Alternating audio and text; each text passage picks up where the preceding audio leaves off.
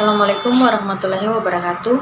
Perkenalkan, nama saya Yuli Rahayu dari Program Studi Pendidikan Matematika Fakultas Keguruan dan Ilmu Pendidikan Universitas Haluoleo.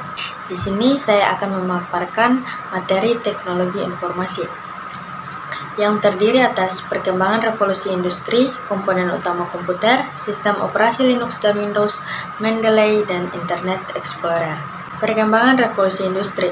Revolusi industri terjadi pada periode antara tahun 1760 sampai 1850, dimulai dari Britania Raya dan kemudian menyebar ke seluruh dunia. Revolusi industri memiliki 4 tahapan perubahan, yaitu yang pertama adalah revolusi industri 1.0. Pada abad ke-18, sumber tenaga utama dalam melakukan proses produksi masih mengandalkan tenaga tradisional, seperti tenaga manusia, hewan, air, dan angin. Namun, pada akhirnya, masa ini menemukan titik terangnya dengan penemuan mesin uap oleh James Watt. Penemuan tersebut sekaligus menjadi penanda munculnya revolusi industri 1.0. Dengan dijadikannya mesin uap sebagai alat memproduksi barang, produktivitas pada masa ini meningkat dengan pesat. Sektor ekonomi pun turut melonjak akibat dari tingginya produktivitas.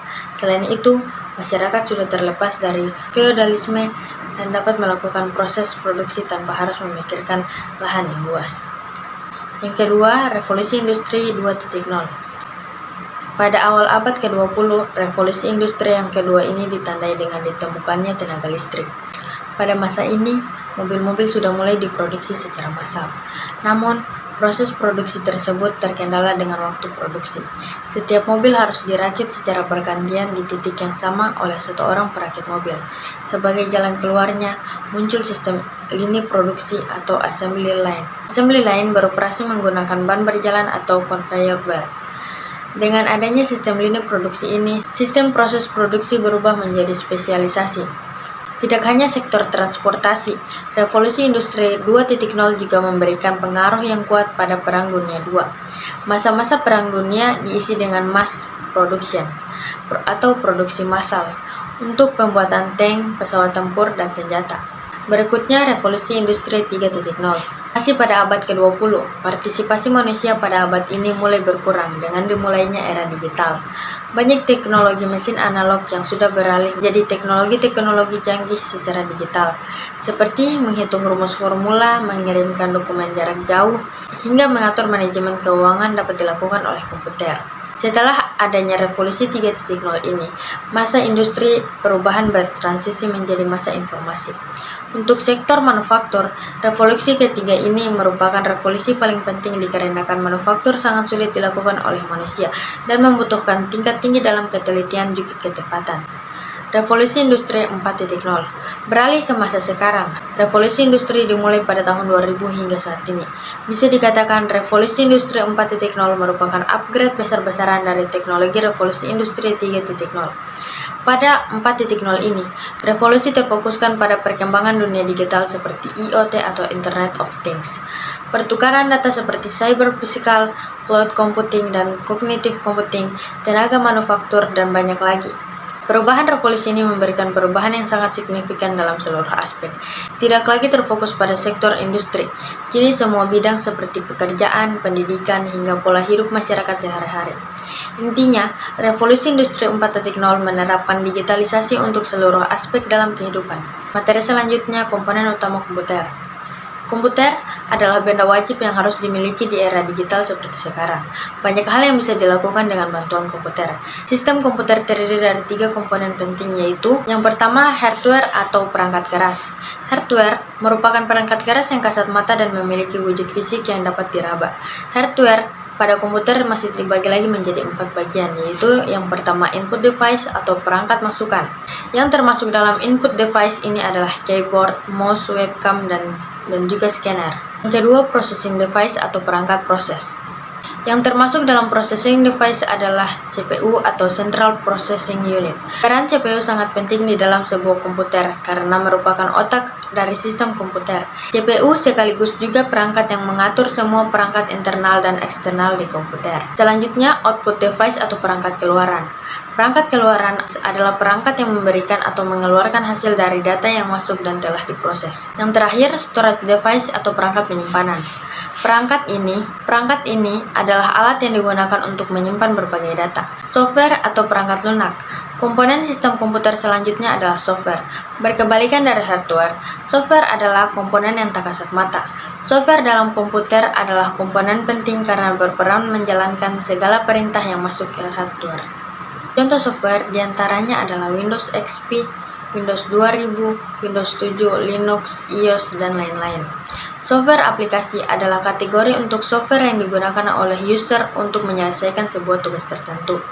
Dalam hal ini, dikatakan bahwa software aplikasi merupakan software pelengkap pada komputer yang digunakan sebagai sarana pengelolaan data.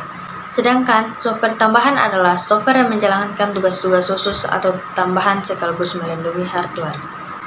Komponen terakhir yaitu brainware. Brainware yaitu orang yang menjalankan atau mengoperasikan komputer. Brainware sangat penting karena komputer tidak dapat bermanfaat jika tidak dioperasikan oleh manusia. Jadi, brainware merupakan setiap orang yang terlibat dalam kegiatan-kegiatan pemanfaatan komputer. Berikutnya adalah operasi Linux dan Windows. Windows dan Linux sejatinya merupakan sistem operasi komputer.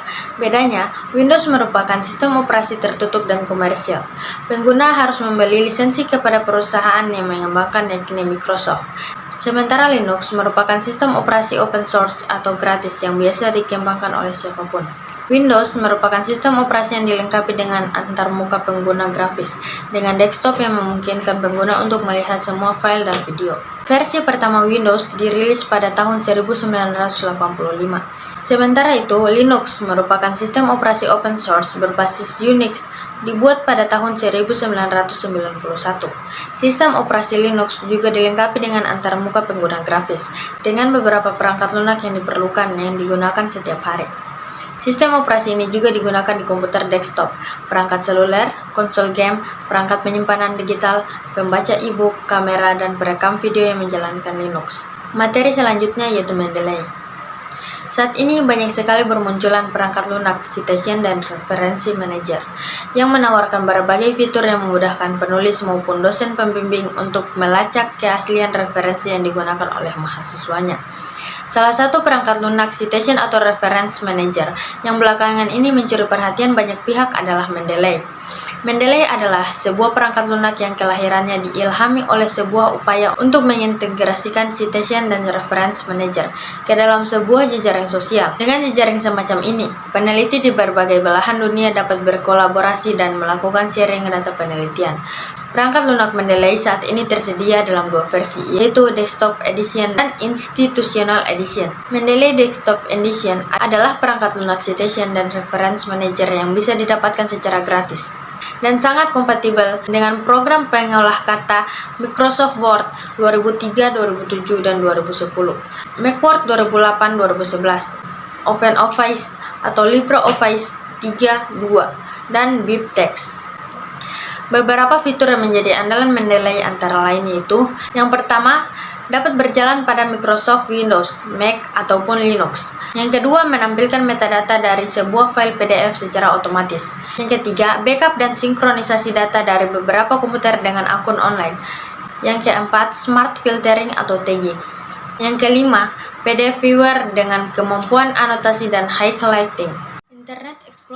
Internet Explorer adalah sebuah browser situs website yang dapat digunakan sebagai wadah untuk menjelajah dunia maya.